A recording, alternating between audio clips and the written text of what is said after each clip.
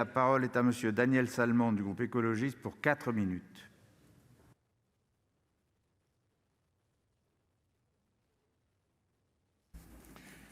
Merci Monsieur le Président, Madame la Ministre, chers collègues. Cette mission, comme l'ensemble du budget pour 2021, intervient, nous le savons, dans un contexte de crise sanitaire et économique inédit.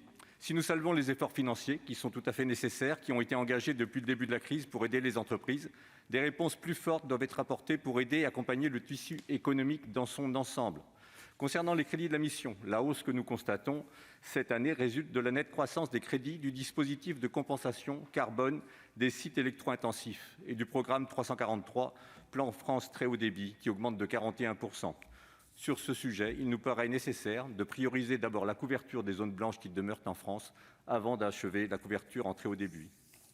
Nous regrettons par ailleurs le manque de lisibilité globale de cette mission, du fait du plan de relance, qui est fait l'objet d'une mission spécifique et s'il se justifie du point de vue opérationnel, complique la lecture des crédits que nous examinons. Permettez-moi de souligner un certain nombre de points spécifiques que nous déplorons.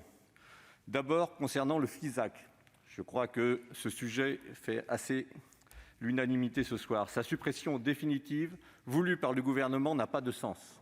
La crise actuelle impacte en premier lieu l'artisanat et les commerces. Il est indispensable de disposer de crédits d'intervention afin de maintenir ces activités dans nos territoires les plus fragiles, notamment ruraux. C'est pourquoi nous soutiendrons les amendements qui rétablissent les crédits du FISAC à hauteur de 30 millions d'euros.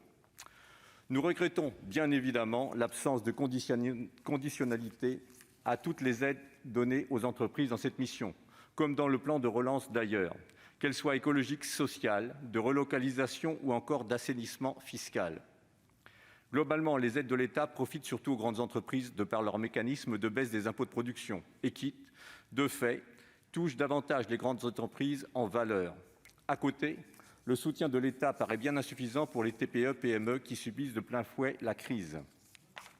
Plus largement, nous regrettons l'opposition de ce gouvernement à toutes nos propositions visant à instaurer des solidarités économiques nouvelles, comme la contribution exceptionnelle aux géants de la vente en ligne. Mettre fin à la distorsion entre le commerce de proximité, distorsion de concurrence entre le commerce de proximité et le commerce en ligne est un enjeu d'équité et de justice sociale, de justice fiscale qui est au cœur des préoccupations du tissu économique local et cher à nos concitoyens. Une réflexion de fond doit aujourd'hui être menée en vue de bâtir une fiscalité du commerce qui réponde aux enjeux écologiques du XXIe siècle et qui permette de réellement lutter contre les stratégies d'évitement de l'impôt mises en œuvre par certains géants du numérique. Vous parlez de souveraineté et de relocalisation, mais nous attendons toujours des actes qui nous permettent de reprendre la maîtrise de notre système productif. Garder le monopole sur nos fleurons nationaux est également essentiel. Nous attendons le retour d'un État stratège.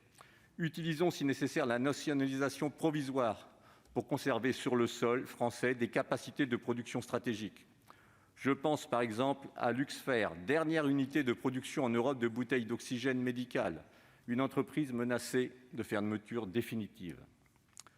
Pour conclure, les grands objectifs décrétés par le gouvernement, relance verte, relocalisation stratégique, ne se retrouvent pas dans ce PLF, et particulièrement cette mission, qui est pourtant le véhicule clé pour intégrer des dispositifs de régulation. Si nous ne nous opposons pas à l'ensemble des mesures, nous ne pouvons approuver un budget ancré dans une doctrine néolibérale de compétitivité des entreprises et de consommation à tout prix. Objectifs qui ne répondent pas aux enjeux d'aujourd'hui et de demain. C'est pourquoi, avec le groupe Écologiste Solidarité et Territoires, nous voterons contre les crédits de cette mission.